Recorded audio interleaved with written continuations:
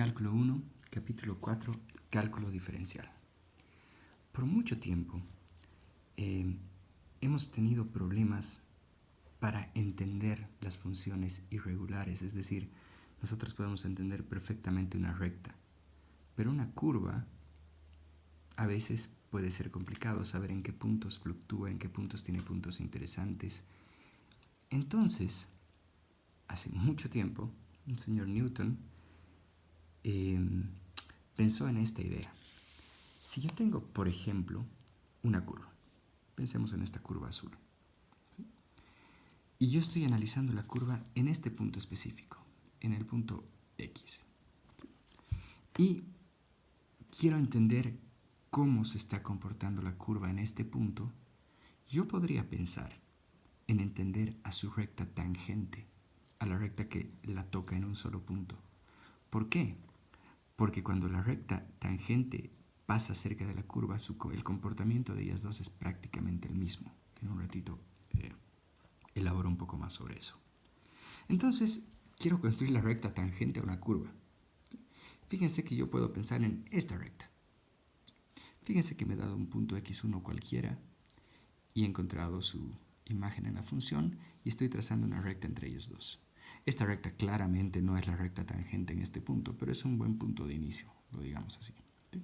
Fíjense que la pendiente de esta curva sería y final menos y inicial sobre x inicial menos x final menos x inicial, lo de siempre, ¿verdad? Bien, entonces ahora fíjense en esta idea. En primer lugar, a este x1 más h, x1 la voy a llamar x más h. En otras palabras, la distancia que separe los dos puntos míos los voy a llamar h. ¿Sí? Y tengo esto que claramente no es una recta tangente, en lo absoluto. ¿Sí? Pero ¿qué tal si doy un paso más y acerco un poco más este punto y este punto? Mi h se ha hecho más pequeño y esta recta no es la recta tangente, pero está claro que es una mejor aproximación que la anterior. ¿Y qué tal si yo acerco un poco más mi x más h? ¿Sí? El segundo punto lo acerco un poco más. Se darán cuenta que la recta todavía no es la tangente, pero la aproximación ya es muy buena. Y la idea es esta. Si yo hago que mis dos puntos estén muy cerca, lo que obtengo aquí es la recta tangente. Aquí todavía no, claramente, pero es más o menos la recta tangente. Bien, esa es la idea que tuvo Newton. Ya les voy a hablar del Newton, ya les voy a hablar de Leibniz.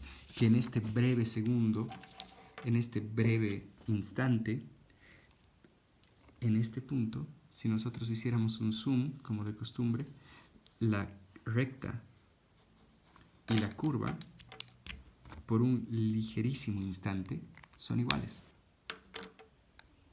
Si yo entiendo a la recta, entiendo a la curva, y eso para mí es una gran noticia porque entender rectas es muy fácil. Yo sé cuándo están subiendo, cuándo se están manteniendo, cuándo están bajando.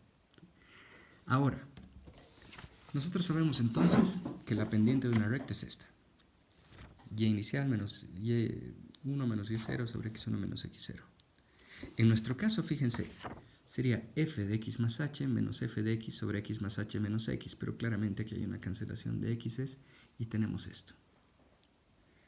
¿Cuándo vamos a poder asegurar que esta es la pendiente de la recta exacta? Cuando h sea lo más pequeña posible. ¿Sí? Y fíjense, aquí Newton acababa de inventar su juguete de los límites. Así que él definió este límite. El límite de f de x más h menos f de x sobre h cuando h tiende a 0, cuando h es lo más pequeño posible. A este límite le vamos a llamar derivada de la función en el punto x. ¿Qué es la derivada de la función? La pendiente de la recta tangente a la función en ese punto. La podemos escribir con las diferenciales, ya les voy a hablar de eso, o simplemente con f'. Cualquiera de las dos escrituras es correcta. Esta entonces es la definición de la derivada. Les muestro un par de ejemplos.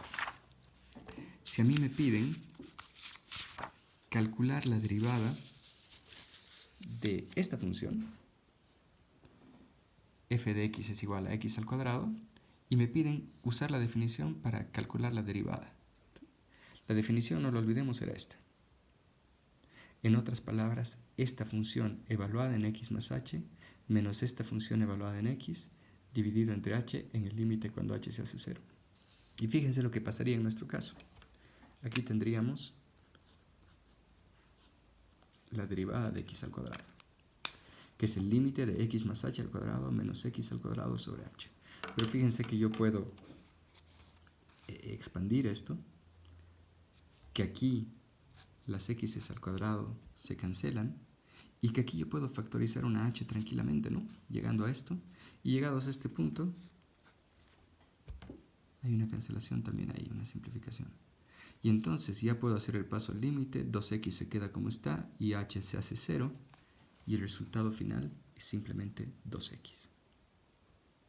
Fíjense ahora esto. Nosotros sabemos que la curva de x al cuadrado es esta parábola, ¿sí? Si yo evalúo la derivada, yo ya sé que la derivada de f de x al cuadrado es 2x. Si la evalúo en el punto 0.5, sería 2 por 0.5, y me estaría saliendo este resultado extraño. La derivada evaluada en 0.5 es igual a 1. ¿Qué quiere decir eso? Esto, que cuando yo estoy en el punto 0.5 y trazo la recta tangente a la curva, esta recta tiene pendiente igual a 1. Bien, les muestro un último ejemplo para terminar este video. Otra derivada usando la definición. En este caso, la función que quiero derivar es f de x es igual a seno de x. Voy a usar la definición una vez más, seno de x más h menos seno de x sobre h. Puedo expandir esto usando la identidad trigonométrica que bien conocemos, y esto es seno de x por coseno de h más coseno de x por seno de h menos seno de x. Fíjense que este para nosotros es un límite trigonométrico. A decir verdad, todos los cálculos de la derivada usando la definición son ejercicios de límites, que por suerte ya dominamos.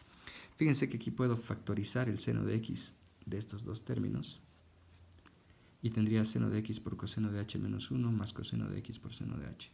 Yo puedo separar estos de esta suma y obtener esta, ¿no? Y aquí obtengo dos límites conocidos, ¿no?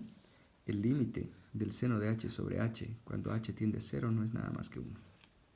Y el límite de coseno de h menos 1 sobre h cuando h tiende a 0 no es otra cosa que el 0.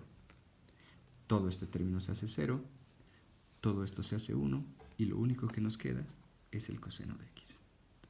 Usando la definición, quiero que encuentren estas tres derivadas.